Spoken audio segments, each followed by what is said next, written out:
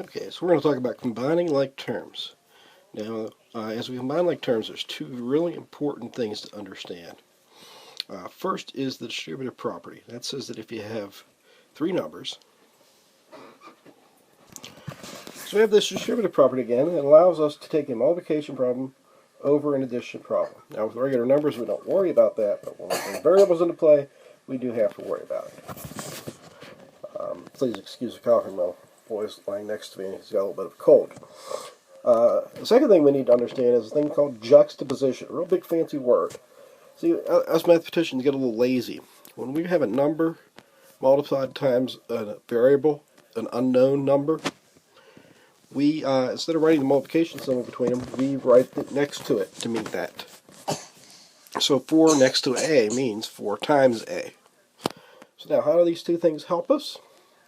Well, first let's consider an example of the distributive property with just numbers. So consider the following.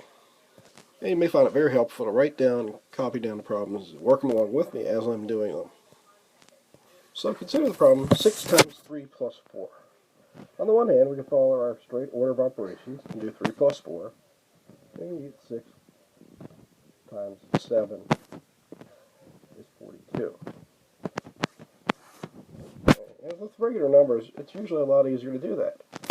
So the distributive property says that we can also do this problem by taking 6 times 3 plus 6 times 4. Now 6 times 3 is 18. 6 times 4 is 24. And when you do 18 plus 24, you also get 42. So we have this result that 6 times 3 plus 4 is the same as 6 times 3 plus 6 times 4. And this is true for any numbers, A, B, and C. Any three numbers. So this distributive property goes both ways. If you have 6 times 3 plus 6 times 4, you can also rewrite that with the 6 times the quantity, 3 plus 4. And it's this idea that allows us to add expressions involving variables. This is a process that you'll later learn be called factoring. Rewriting an addition problem like this as a multiplication problem, 6 times stuff. So now instead of having a 6 there, consider the problem where I have a 5 and some letter plus a 3 and some letter. Now normally we don't write the letters first. You can see above the 6 came first. So when we have something like 5 plus 3a, we still use that distributive property and say, hey, a is being multiplied in both of them. So we can take it out. Now here, since it's on the left, I'm going to write it on the left. So I have 5 plus 3 times a. It's just writing that distributive property in another way. And see, because I can do 5 plus 3 because they're just numbers, I can now do 5 plus 3 and get 8. And the a is still there.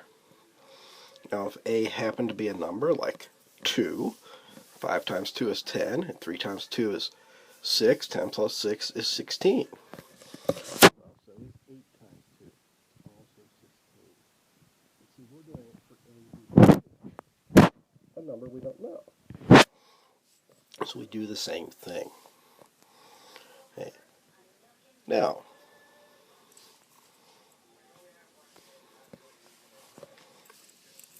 when you happen to have numbers mixed together, like 4 plus 7a, unfortunately we can't add the 4 and the 7. Why can't we add the 4 and the 7? Well, because it's 4 plus 7 times a. In order of operations, say I have to do that arithmetic first. So that becomes a 7a. And now, unlike in the other problem, I can't just pull the a out because it's not in both. So I can't add them. I can't add them together. Okay, so consider the next example. We have 2a plus 6 plus 5a minus 3. Okay, 2a plus 6 plus 5a minus 3. Well, a couple of our properties allow us to rewrite addition and subtraction by just reordering it. So we can put our a's together. We can also put our numbers together. And then we can use our distributive property here. We have a 2a and a 5a, so the a can get pulled out. So 2 plus 5 is 7a, and then we can just do the 6 minus 3 and get plus 3. And again, we can't go any further because they're not the same now. There's nothing I can pull out. Here, I don't have anything to pull out. Here, I did. So I can combine like terms. Now, sometimes you're going to run into ones that may be a little trickier, like the following example. So here we have a 4x squared plus a 5x squared. What you have to remember is, what is that x squared? Well, that's an exponent, and it means multiplication. So we could write that as 4xx, but we usually prefer to just write it as 4x squared. Now, we don't do anything different. That's the like term now. So when you have that problem, we can write the 4 and the 5 together, and the x squared is outside. And we can just add 4 plus 5 is 9x squared.